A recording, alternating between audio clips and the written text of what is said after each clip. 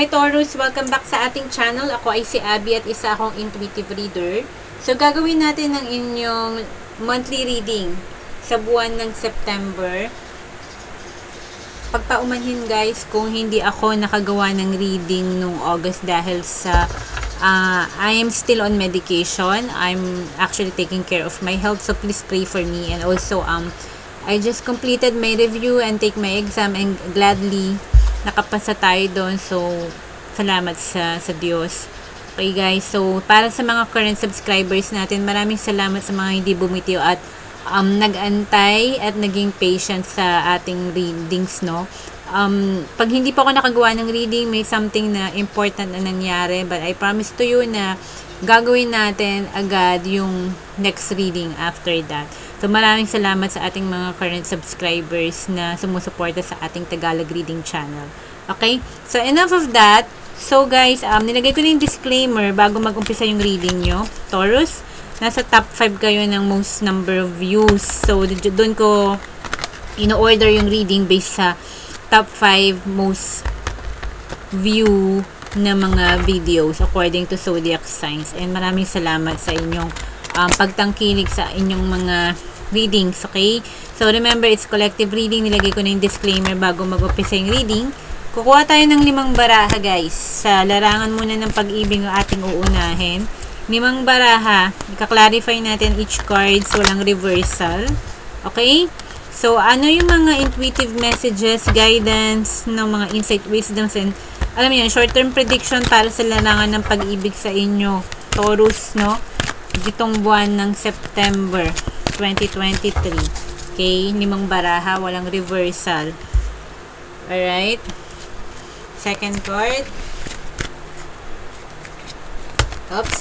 Guys, hindi tayo kukuha ng mga lumilipad na baraha kasi gusto kong i-lay out respectfully yung mga baraha. We need to honor them and in a traditional way. Okay? So, baka itong shadow ng reading nyo lang, gusto ko lang sabihin a change in the wind. Okay? May major shift na mangyayari daw. It could be yung shadow ng card nyo, no? Ng mga cards nyo, ng spread nyo. Parang siya yung main theme ng reading na to. So, let's see kung may change in the wind ba. Second card. Sa inyong larangan ng pag-ibig. Okay. Pangatlo. Okay. Pang-apat.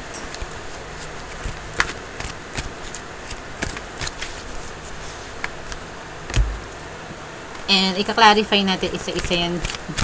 Collective Taurus. Okay. Lastly. Alright. Okay, Taurus, no? So, meron tayo dito. Unang baraha sa larangan ng pag-ibig nyo. Loyal heart. Okay, so it could be a mutual energy, no? It could be in a soulmate connection with this person. Or pwedeng kayo sa kanya is loyal pa rin, ganun din siya sa'yo. Or it could be, parehas kayong nakakaramdam nito. Okay, parehas kayong ayaw bumitiw dun sa something na meron kayo, no? Na mga pinagsamahan nyo, mga memories nyo, or dun sa nararamdaman nyo para sa isa't isa. Okay? Second card, that is the Two of Cups. Observer, pwedeng nasa in no contact or in separation or may distance sa inyong dalawa right now. Okay, so remember lang na isa sa inyo dyan, it could be, alam mo yung nakita mo dito, nag-observe ng untong fox na to, no? Okay, may telescope siya. Parang baka may physical distance din. Could be long distance relationship as well. Nasa abroad siya, nasa Pilipinas ka, for example. It could also be na, if wala kayong contact or communication right now, someone could be observing someone else. Okay, could be they're trying to check on you. Kahit sa mga social media yan, or they're trying to fish information. Not fish, no? Trying to learn information about what you've been up to, no? It could be social media or from other people. Okay, now third card, meron kang thinker. So, isa sa inyong dalawa, may pinag-iisipan tungkol sa connection na to about you also or about them. Okay? May pinaplano to. Pag nag-iisip tayo, anong ibig sabihin? Pwedeng may namimiss tayo, we're longing for someone, meron din tayong tao na hindi natin ma-let go sa isipan natin. Okay? Meron ding mga bagay tayong pinagpaplanuhan. Could be about the connection or about sa'yo. Okay? But definitely, they're thinking about you. Ngayon, ito, clean it up. May bagay kayong kailangang linisin with this person. Okay? Kailangan nyo i-declutter. Ano ba yon? We will clarify. Sa September, higher power, divine timing is involved here, no? Or itong high priestess energy, no? Ang high priestess is you need to look for answers also sa'yo. Kasi ikaw mismo, alam mo na rin yung mga kasagutan sa mga katanungan mo or kaguluhan. Okay? Na nararamdaman mo or confusion, kumbaga. Okay? Lumilipad. Di natin kukunin yan. Okay. Clarify muna natin tong loyal heart, no? Cancer. Two of Cups energy. Round and round. So, itong connection na to, you've been, alam mo yun, many cycles na, marami na to, on and off, nararamdaman ko. You've been into many cycles with them. Okay? Marami ring chances na naibigay to, pero parang walang improvement, no? Okay? You're going round and round sa person na to, sa connection na to. Okay? Kasi nga, parehas kayong loyal or you've been loyal to them. Ganun din sila sa'yo. It's mutual, no? Yung loyal heart na yan kasi nandito yung dalawa na owl, no? They look at each other, tas heart shape yan. Okay? That's why, parang hinihigop ka pabalik, no? Sa taong to, no? Parang ganun. Meron siyang parang drawn na drawn tayo sa isa't isa. Okay? Yun yung energy na to. However, yun yung emotional connection. Kasi nga, may strong soul bond ka dito sa taong to. Soulmate yan eh. Okay? And then, tong observer na to, no? Though, feeling ko kasi may physical distance right now kayo ng person mo, Taurus. Okay? Let's see. Ano tong observer? Okay, chop wood, no? So, you need to... Bakit meron dalawang broom, no? May clean it up, tas may chop wood. So, it will be a piece of work, no? Right now, no, yung distance nyo, it requires to go back sa basic. Okay? Yung tipong wala pa kayong, alam mo yun kasi itong chopwood, if you look at the environment, no, parang wala pang kalaman-laman yung lugar. Okay? So, clean slate. Okay? Kung magre-reconnect kayo nitong person na to, kailangan clean slate, no? So, ino-observe nyo, inaaral niya, how can we start anew? Okay? It could be you also to them. Okay, pero this person, nasa radar ka pa rin niya, or ikaw nasa radar mo pa rin siya, parang chinecheck mo pa rin kung ano yung mga ginagawa ngayon nitong taong to, gusto mo maging updated sa mga ganap sa buhay niya, pwede din siya sa'yo. Okay, vice versa yan, kasi isang tao to, trying to observe that moon. Okay, and, in-observe niya, and then, parang wala pang nasisimula na kahit ano, wala pang nabibuild together. Kayong dalawa nitong taong to. Siguro nga kasi nga may inspiration. So, parang, sinasabi dito, clean slate. Ngayon, may nag-iisip, may nagpaplano, ano yung thinker? Be your person also planning something ahead. Okay? They're thinking about you. It could be you, it could be them. Ano tong thinker para sa Cancer yang? Okay, there's a restart, no? Ace of Wands energy sa akin to. Okay, may spark. Okay, iniisip nila kung pwede ba nilang i-reignite yung spark.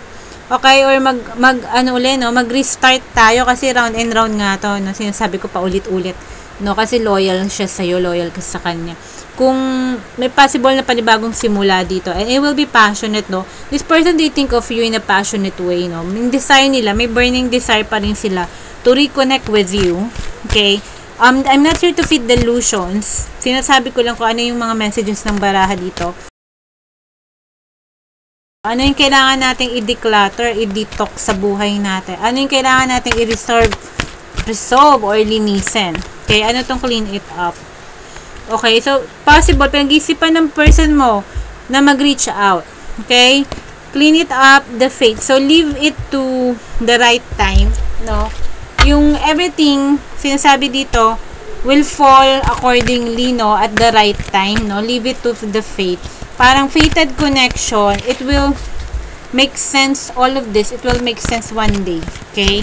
Magkakaroon tayo ng clarity, ng understanding at the right time. Maybe ngayon siguro may confusion, kailangan nyo pag-isipan, may ceasefire, may cool off.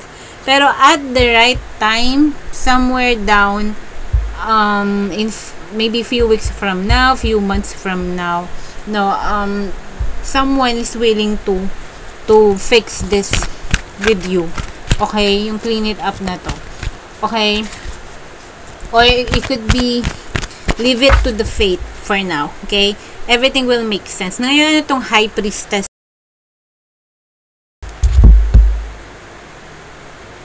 Oh my God, Taurus. Ngayon, ano tong High Priestess Taurus, no? Meron tayong building blocks. Okay, Taurus. So, like I said, no, meron tayong chop wood. Sabi kong clean slate, may building blocks. So, we'll start. There will be a restart here, okay? It's written in the stars. Tong clean slate na to. Kasi may chop wood and clean it up. So, I feel like Taurus related to, no?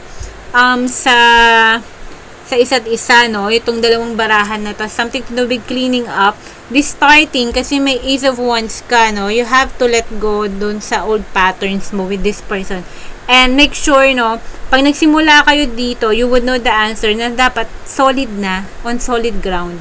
Okay? May foundation. Malakas yung foundation nyo. Para hindi mag-crumble apart tong connection na to, Taurus. Okay? So, ayan ang reading nyo for the month of September, Taurus, pagdating sa larangan ng pag-ibig. Okay? And yung fates dito and clean it up, no? It's out of your control. Okay? It will come at the right time. Okay? It's not something na ikaw ang kailangang mag-initiate. Okay? You don't really need to start or act on it. Kasi eventually, yung timing na yun, pag dumating, sila mismo, ikaw mismo magkakaroon ng sense of, realization na, okay, I think I need to wrap it up with this person, start anew, or let it go. Bahala ka na doon. Okay? Just, may timing na involved on this one. Okay? Taurus. Let's see. I keep on saying Cancer, Taurus, is because maybe you're dealing also with Cancer. Okay? Now, focus naman tayo sa inyong career and money and general life situation, no? Taurus. Okay. Second card, walang reversal.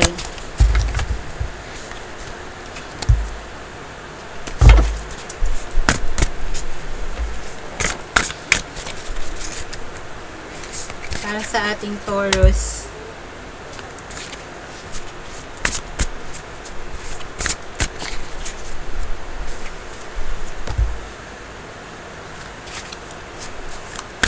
Okay.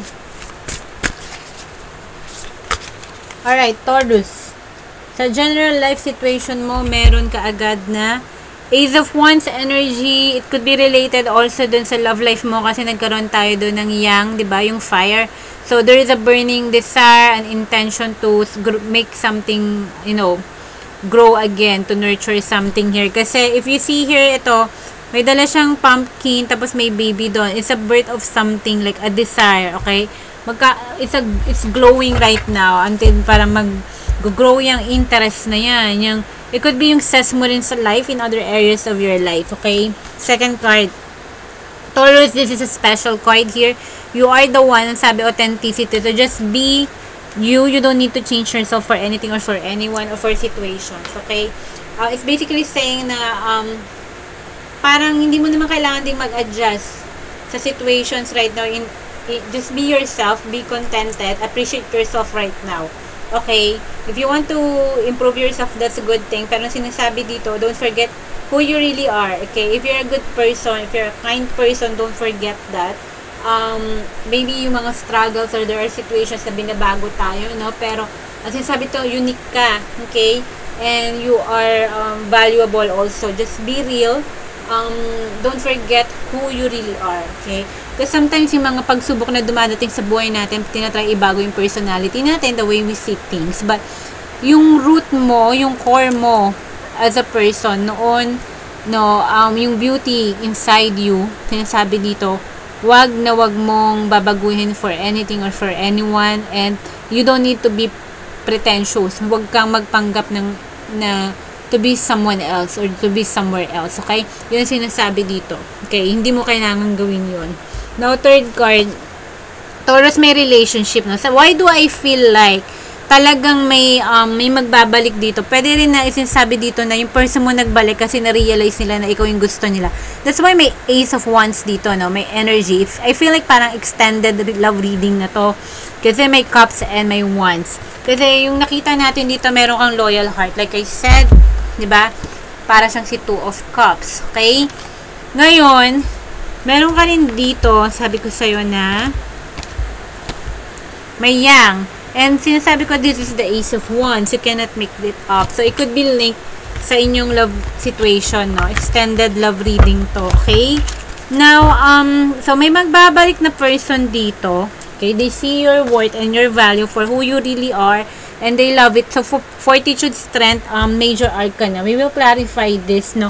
For the month of September, kailangan mo daw maging malakas.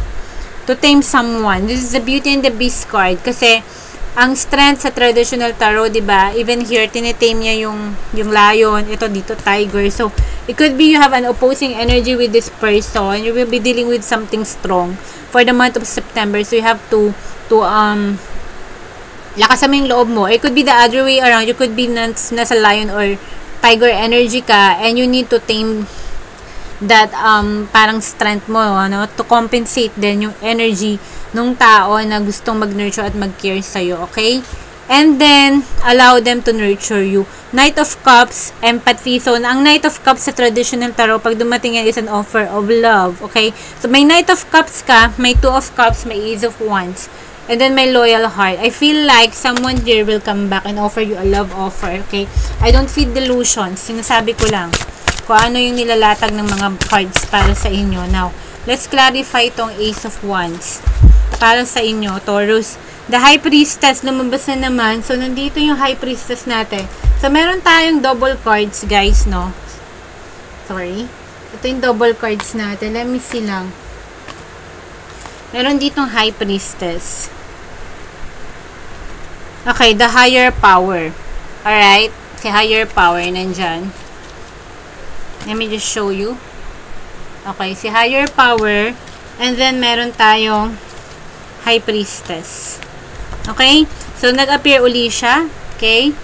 Now, so, sinasabi dito talaga, you have this inner knowledge, guys, no? Kinlarify natin to kay Ace of Wands. The inner knowing mo na you have that desire pa na to continue with life, to grow something, okay? Huwag mo iwawala yung inner wisdom mo na yon kasi I think it's very strong. Pwedeng intuitive ka to sense things, no? Kasi sometimes, sa buhay natin, no? Some of them, kailangan ng intuitive skills din more than knowledge na galing sa isip, no? Sometimes yung answer makukuha mo lang din sa loob mo, sa kaloob-looban ng puso mo. Okay? And makikita mo yung desire mo dun. Yung passion mo magbabalik sa buhay. Okay? Ano tong you are the one, authenticity, no? So, hindi mo kailangan to be something else, okay? Or someone else. Huwag kang mag-effort too much kasi you are appreciated. Ano siya? Seven of Pentacles. So, may progress. May progress about you. Okay? So, like I said, just be honest with yourself with what you want. Mag-set ka ng boundaries sa finances mo man or sa career mo yan. Do what you think is what you can do lang. Okay? Huwag tayong, alam mo yun, don't force ourselves na, kung hindi, yung limit ba? Okay? Yung limit. Huwag tayo magpa-stress too much sa work or sa finances mo. Just be real, just be honest, no? Kung may pinagdadaanan tayo, learn how to be transparent and honest then about how we feel and speak from the truth. Yun yung sinasabi to. And there will be progress. It will help you, no? Yung pagiging honest mo for the month of September. Magkakaroon ng progress yun dun sa mga areas sa buhay mo na walang movement. Okay? It could also be about feelings as well. Be honest to your partner or to the connection. Okay, for it to have progress, no, where you want it to go. Kasi kung stuck tayo sa isang situation, no, maybe ang kulang is yung pagiging, ano natin, genuine and honest to speak out. Okay, also baka natatakot tayo.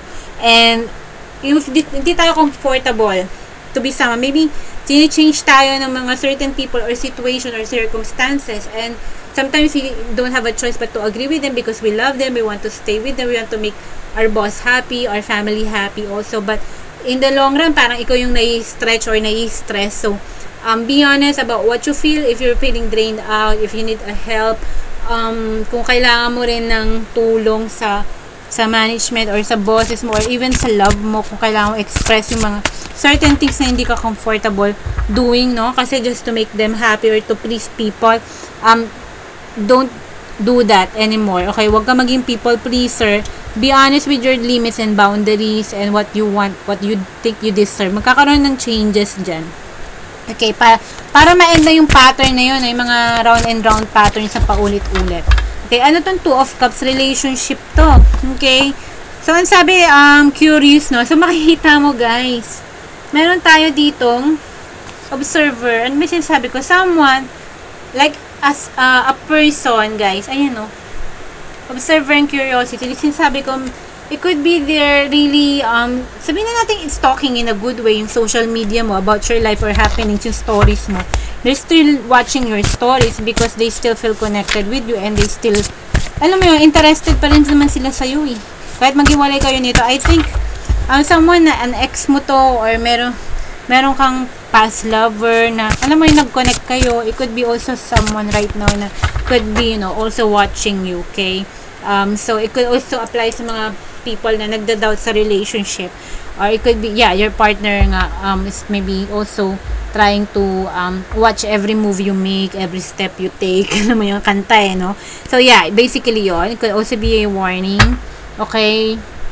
Yeah, someone's not trusting the other. But, in a good way, yeah, if someone's really spying on you also, wala lang, parang tingnan lang yung mga ganap mo, kung nasa relationship ka ba ngayon, kung hindi kayo nitong taong to, okay?